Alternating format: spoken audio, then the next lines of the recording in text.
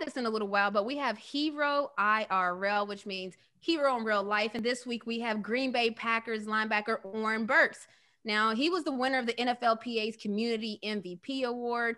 Every year, the Green Bay Packers, it's amazing. They host an annual fundraiser. It's called the House of Hope, and it generates thousands of dollars. So long story short, I'm not going to tell you everything about it.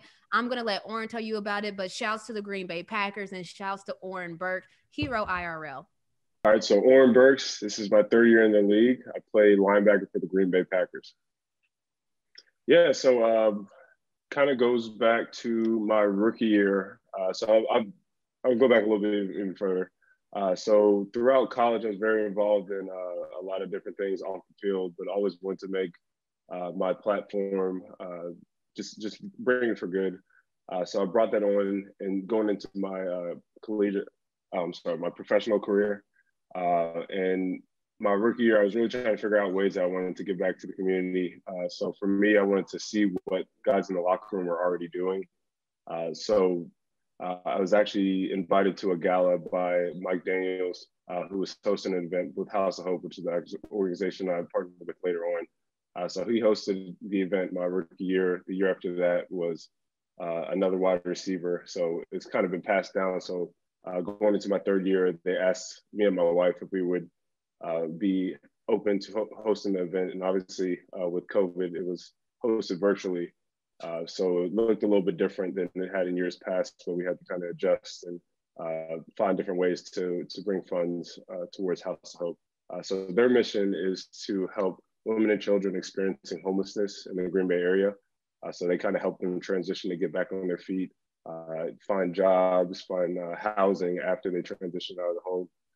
So it's a great cause that we were getting behind. Yeah, so a lot of the work was done ahead of time. My wife was a huge piece of kind of getting in on their meetings that they were doing probably 2 or 3 times a month.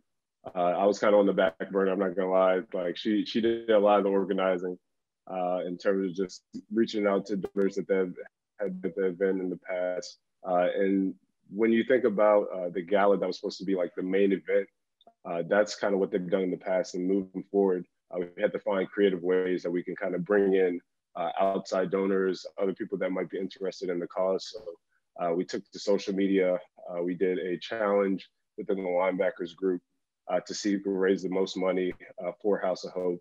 And then we had, it was an online auction, so you could bid on different items that we had signed by the guys, and Rogers, Devontae Adams, a couple other players in the locker room, and just really just reached out to as many people as possible. So I feel like this year we had a lot of different faces involved with House of Hope, as opposed to just like the central event that we normally have on a normal year. Yeah, no, so for this year, the goal, so they've been hosting the event for a little bit over 10 years. So the goal was for the entirety of the event to have over $1 million. So we pushed ourselves over that $1 million mark. So that was a huge milestone over the last 10 years. And then for just the linebackers challenge, I think we raised like over $4,000 for that. And on top of the online auction and some other things. So we raised a good chunk of money this year. Yeah, I would just say being well versed in Zoom, just hopping in and out of Zoom chats. Like today, I've had two calls before this. One was with the high school in the Milwaukee area. It was actually through the NFLPA, so Brandon set that up for me, and we were able to talk with the students at Messenger High School and just kind of share a little bit about my journey, about my path. And they had some great, insightful questions about like how to just manage your time, how to have that work-life balance, and how do you push hard when things are tough. And it's been cool for me to just really just broaden my horizon in terms of like who I'm reaching out to and who I'm able to impact. So this definitely kind of changed my mindset about like, all right, I have to physically be there. That's kind of the old way of thinking now, because in the past, this Tuesdays, which is our off day, we'd kind of be going to different high schools, hospitals, and different events around the Green Bay area. But now that's just reached globally now, just with a quick call or Zoom away. So in that aspect, I'm really thankful that it's kind of opened our eyes to different ways to give back. All right, I'm Oren Burks, and I'm rocking with Remotely Renee.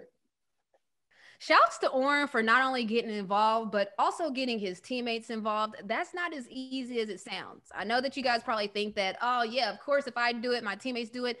Everybody has their own projects. Everybody's working on their own stuff. So to get teammates involved and make it a group thing, not as easy as it sounds. So Hero IRL goes to you, Oren. I love to see it.